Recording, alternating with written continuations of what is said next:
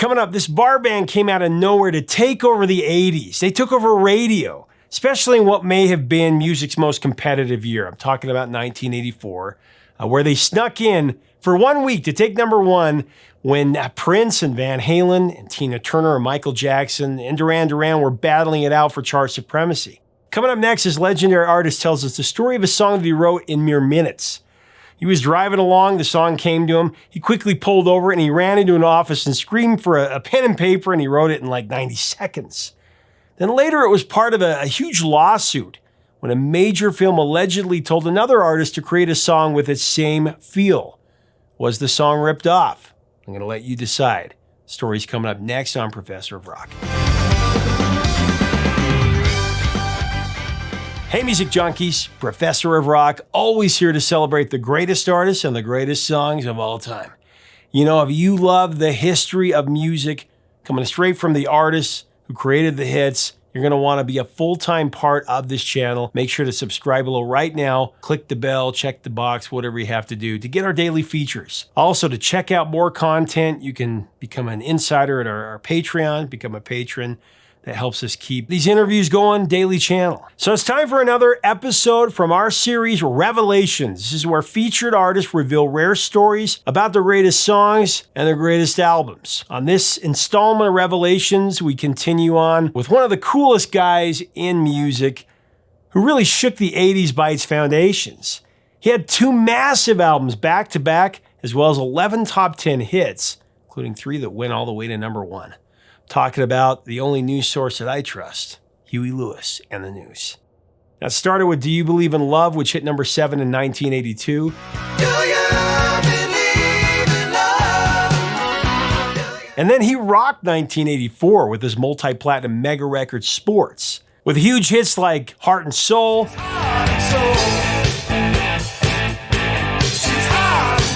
Heart of Rock and Roll,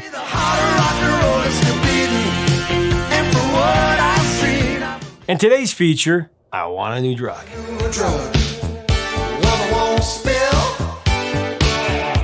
This is a song that he wrote in about 90 seconds, or maybe 2 minutes. He rushed into his lawyer's office after it came to him when he was in the car, and he begged for a pen and paper, and I'll let him tell the rest. However, one of the biggest parts of this song story, this number 1 hit that Weird Al parodied so brilliantly. I want a new duck, won't try to bite. It's the story of what happened after I Want a New Drug became a hit. Huey is actually barred from talking about it, but a matter of what we know. In 1984, the comedy Ghostbusters hit theaters and it blew up our culture like few movies before it. Ghostbusters. It was the biggest blockbuster, one of the greatest summer movie extravaganzas ever. And its theme song, sung by Ray Parker Jr., it ruled radio, hit number 1. So this has been a really touchy subject in the past, so I'll tread lightly here. According to some legends, several artists were approached by the Ghostbuster people to create a theme song that would need to have the word Ghostbusters in the chorus or the title. I've heard several people say that it's Huey Lewis. There was also Glenn Frey, Lindsey Buckingham. They were all offered to do it. All 3 of them declined for various reasons. Of course, Huey Lewis would say yes to a movie that came out the very next year. Of course, wrote Power of Love and Back in Time for Back to the Future. Gotta get back in time. That's the power of love. So they offered the song to Ray Parker Jr., who was coming off some great hits of his own. Ray Parker Jr. said yes. Now, Ray has never said that he purposely mimicked the song. However, according to Ledger Note, the filmmakers may have planted the seed of the sound of this song.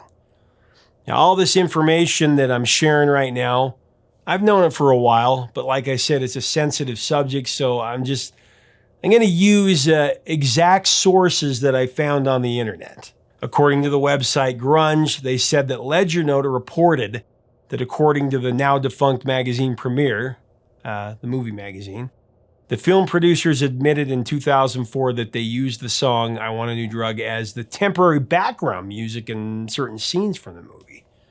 including a clip that they actually sent to Ray Parker Jr. for inspiration. As the timeline suggests, this was after Huey Lewis declined the offer to write the theme song for Ghostbusters. So it seems even though the filmmakers couldn't work out a deal with Huey Lewis, they wanted to capture his band, the News, their super successful 80s corporate rock sound, or better yet, good old bar band sound. I'm quoting what they're saying. I remember reading all this in Premiere. Furthermore, according to NPR News, an agreement was reached in 1985, and the copyright dispute was settled out of court with the stipulation that no one talk about the details, ever. But then on an episode of Behind the Music, Huey Lewis actually did talk about it in a very public way. Then MTV said during a 2001 interview on VH1's Behind the Music, Huey pointed out, and I'm going to quote him exactly, the offensive part was not so much that Ray Parker Jr. had ripped the song off, it was kind of symbolic of an industry that wants something. They wanted our wave, and they wanted to buy it. It's not for sale. In the end, I suppose they were right. I suppose it was for sale because basically they bought it. So because the confidentiality agreement was apparently breached, Ray Parker Jr.'s lawsuit claimed it caused him emotional distress, and MTV reported the suit said the confidentiality agreement directly related to Parker's comfort, happiness, and welfare, and they called Lewis's comments inflammatory, disparaging, and false. Later, Ray Parker Jr. was actually on the Adam Carolla show in 2016. He talked about it. Actually, I think this episode is still on YouTube if you look it up. I'll try to link to it.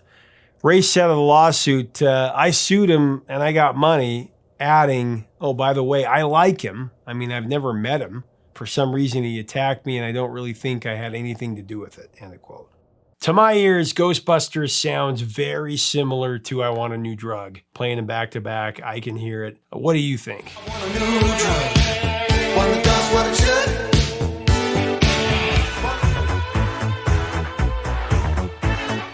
Who you gonna call? Now here's what we do know for sure. Both are songs from an era that gives us so much joy. I have to say also, Huey Lewis and Ray Parker Jr. are great guys. I want a new drug, one that won't go away. Back to I Want a New Drug. Like I said, it was the second single off of Sports. It reached number 6 on the Hot 100, and it actually went to number 1 in the dance club play charts. Keep me up all night, one that won't make me sleep all day.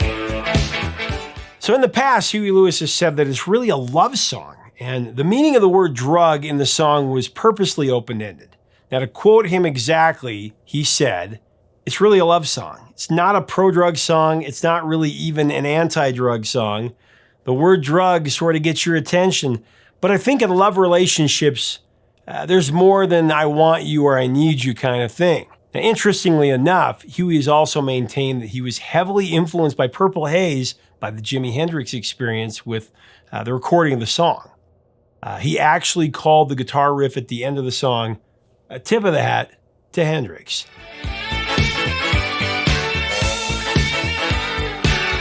So let's get into the interview so that Huey can tell you his part of it. Now, as we get into this, I do want to thank our sponsor, Zenni Eyewear, the glasses that I always jam here. With Zenni, it's really simple. You have incredible variety there. You choose your look, you can try them on to see exactly how you look before you buy them, and you get them for up to 80% off regular retail prices. Click on this info button right up here to shop, or you can do it in the description below. Tell them Professor of Rock sent you to get the best deal. Here's Huey Lewis with the story of I Want a New Drug. You guys have had a #1 hit on almost every different chart. Right. You know what that song is from the first guitar strain. The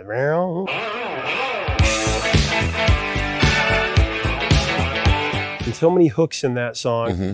I always read that you wrote that just in a few minutes. You were on your way to your attorney's house. Exactly. Tell me that story. I love that. Yeah, I was just woke up after a gig, and I had an early meeting with my lawyer and Bob Gordon for a publishing deal, and I didn't feel very good. And I drive in my car up there, and I had this idea for this song lyrically. And as soon as I walked in the door, he said, "Hey," I said, "Bob, give me a pencil and paper." And I literally wrote the whole song down. New drug, one that won't we put music to it, and we missed a couple times. And then Chris Hayes, my cohort, called me up one day. I remember I was home. He called me up. He says, I got it. I said, what? Want a new drug? I got it. I said, really? He says, yeah. I said, come on over. He says, I'll be over. Came over. We put the little tape recorder. He played the lick. I sang it. And it was done. One that makes me feel like I feel when I'm with you. Well, the video echoes the origin story in a way. Yeah. Because you're driving along, That's and of it. course you got the That's the it. classic black pants, the red jacket, the shades. I mean, that was the... Well, I pinched the beginning off Harper. Yeah, it's Paul Newman.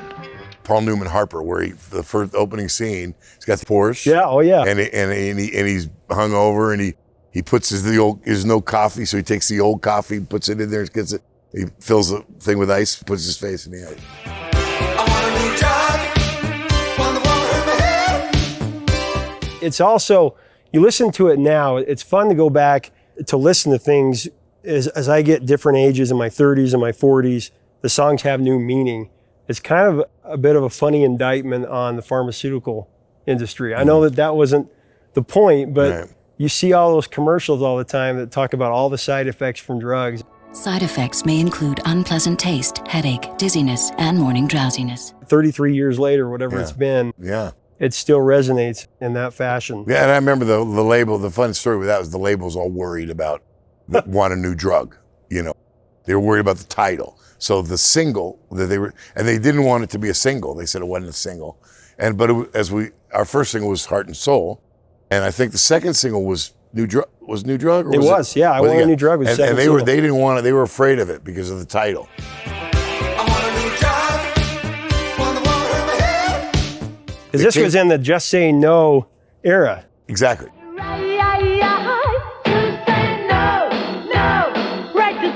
And we Reagan. played a gig in New York City, and they came out, the record label and the people, and One New Drug was by far the most popular song. So then they decided they were going to make it a single. They would allow it to be a single, second single, but they put it out and said, I want a new drug, parentheses, called love. Because they were afraid people wouldn't get it. I said, hey, have you ever heard I've Got You Under My Skin? No kidding. Have you ever heard it? Listen to the lyrics sometime. I've got you under my skin. It has that perfect Huey Lewis in the News, but the saxophone and the guitar come together when the breakdown happens after you say, I'm alone with you, baby, and then it goes into that.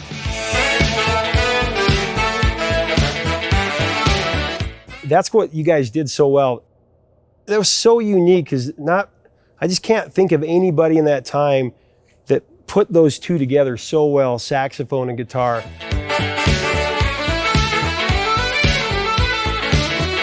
That was the idea. The idea is to guitar relief a little bit with the horns. The other dirty little secret about that song, you know, you look at that Sports album and it looks like a band in a pub just kind of jamming, just doing it rootsy, just playing. Want a New Drug is programmed piece by piece. Sequence, Starts right? with dunk, dunk, dunk, dunk, dunk, dunk, dunk, dunk. Yeah.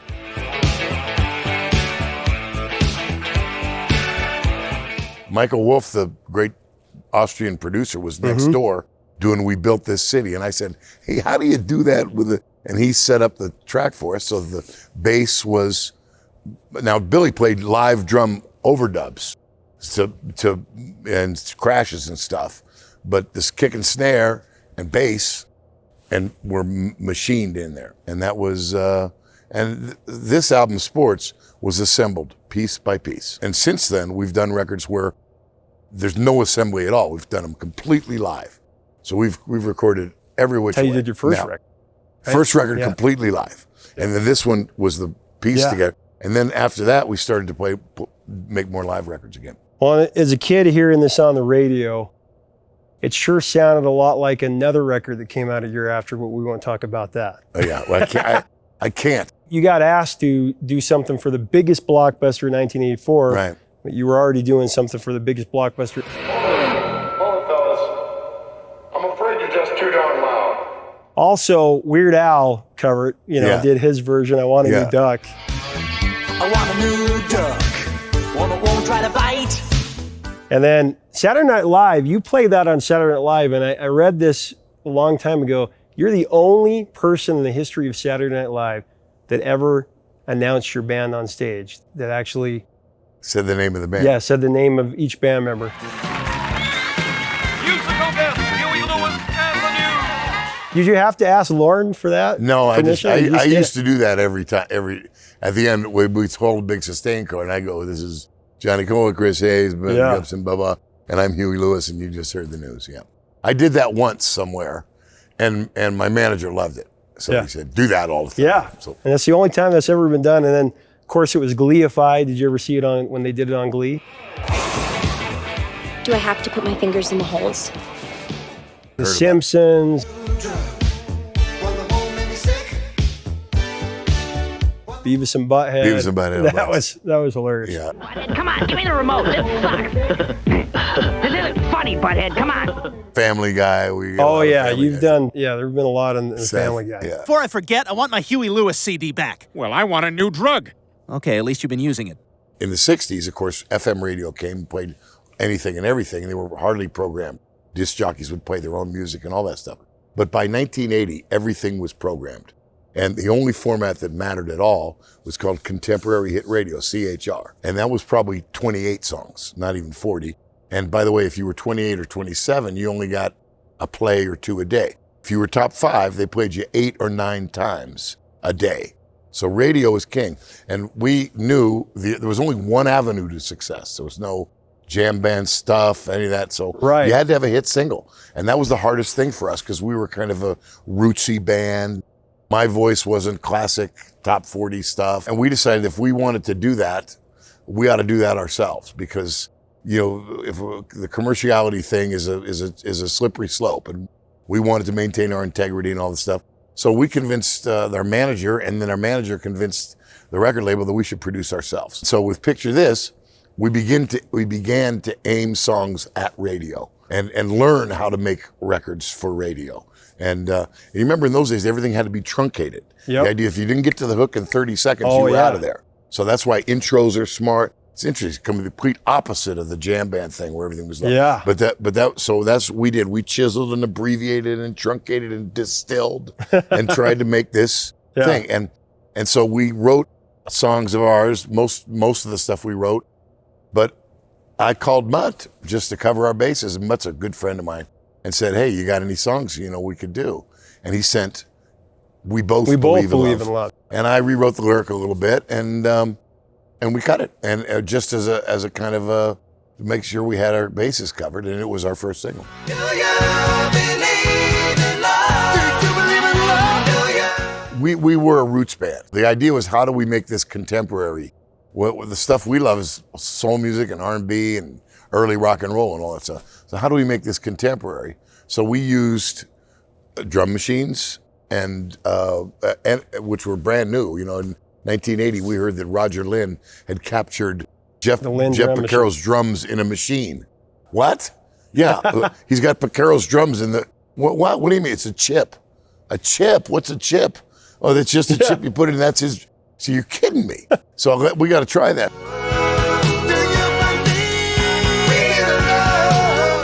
And with the sports album, we aimed at fully 6 songs because "Do You Believe in Love" was kind of a hit, but that record sold, I think, 250,000 copies. Yeah, went to number 7. when it came out, which was like break even because it was expensive in studio. So with the sports album, we really had to have a hit.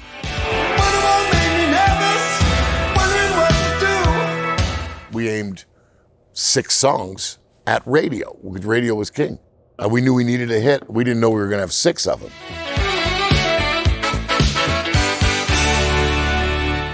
Man, Huey is the best. What a storyteller. By the way, if you want to see Huey Lewis live on stage with me, telling the stories of his greatest songs up close and personal, click on the link below or up here in the info button to get your tickets to Huey Lewis, Professor of Rock Live. Is going to be great. It's at parkcityinstitute.org as well. Huey Lewis, the heart of rock and roll. You can't miss it. Make sure to leave us a comment about I Want a New Drug. And Huey, what do you think? Does Ghostbusters sound like I Want a New Drug? What are your memories about sports, about his songs, about Huey Lewis and the News? Their incredible run in the 80s. Let's have a great discussion below. If you dig our content, our videos, make sure to subscribe below so you never miss out. Make sure to look us up on Patreon for even more content. Help us keep the music alive. That's the idea here. Until next time, 3 chords and the truth.